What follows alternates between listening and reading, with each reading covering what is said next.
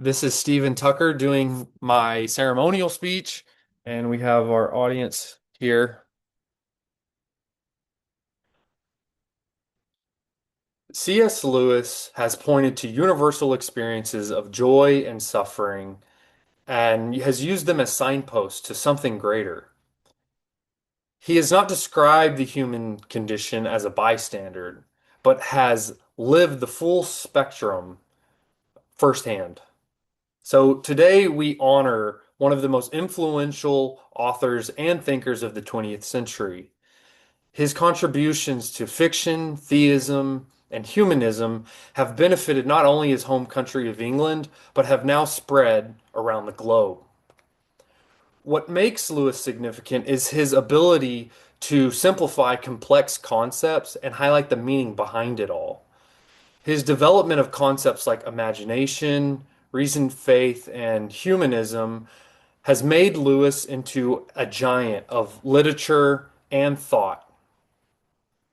So, to begin, I would like to first honor C.S. Lewis as an author because his storytelling and fascination with myth is how many of us first became familiar with his ideas. Lewis once described the image of a fawn holding an umbrella in a snowy forest, and he describes this as having this image long before he had a story to go along with it.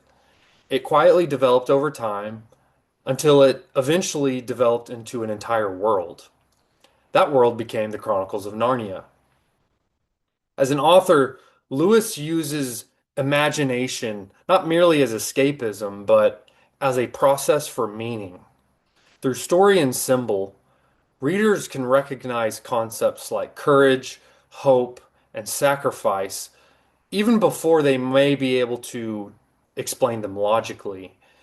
Lewis trusted that if readers felt these emotions first, that they would later be able to understand them through their reason. And this is why Lewis's fiction has stood the test of time, because he suggests these revelations to the reader rather than forcing conclusions on them. So for Lewis, imagination did not oppose reason, but often was a place where reason took root. Now, much of these ideas that Lewis has encoded throughout the years in his fiction has come from his theological beliefs, where he holds an effective role as well as a theistic apologist. In 1931, C.S. Lewis and J.R.R. Tolkien took a now famous walk through Oxford's campus, talking about a common interest: the nature of myths, Christianity, and truth.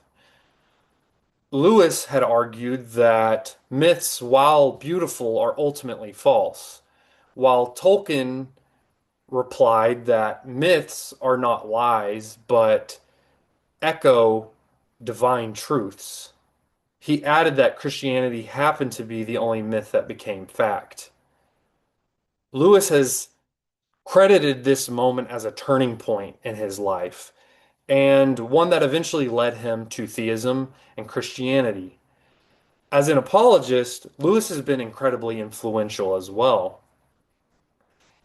There's three arguments that he has made famous that I would like to briefly go through.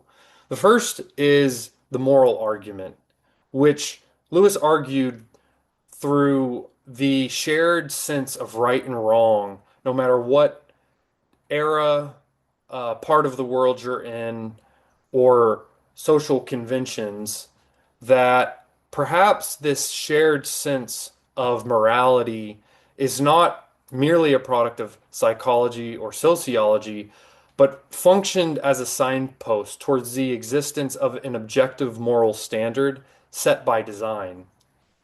In his argument from reason, Lewis challenged naturalism, which is essentially the belief that truth can only be defined through the five senses, by pointing out that if all of reality is the result of blind, random, and illogical processes, that human reasoning itself would be an illogical process, meaning that the human reasoning used to argue for naturalism would also be illogical. Finally, he has the argument from desire, where he pointed to the human experience of deep longing and desires that doesn't seem to be satisfied by the natural world. He used this to suggest that perhaps there's something beyond this world that we crave.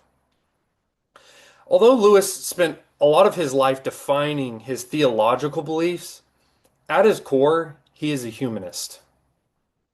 Lewis has not written about suffering from a distance.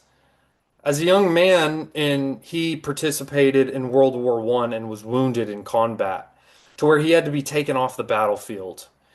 He also lost close friends in and those experiences permanently shaped his worldview and his experience with pain and loss.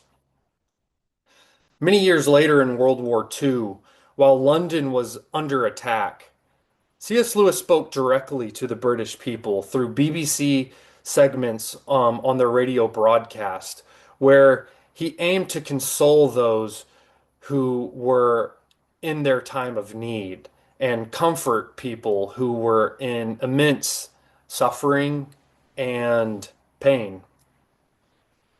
Even at the height of his fame, Lewis has personally answered letters from strangers who are asking questions and consoling those in times of need. This includes soldiers, grieving parents, and questioning readers. He's often done this late at night with patience and care. So, by stepping back to observe C.S. Lewis as an author, apologist, and humanist, we can see why his influence has endured so powerfully. Today, we honor a giant in literature, theology, and humanity. No matter your worldview, C.S. Lewis continues offering substance to those who seek it. I still remember the first time I encountered C.S. Lewis on the page. I picked up the book The Problem of Pain, in which Lewis observes the nature and reality of evil and how it's ultimately necessary for free will to exist. I was so enthralled with this concept that I stood there in the aisle reading until the first chapter was done. And then I found myself in a chair, and one or two other chapters went by before I finally went to the counter and bought the book. Within 24 hours, the book was complete. And since then, I've read it many times over, and it continues to be one of my most recommended books to this day.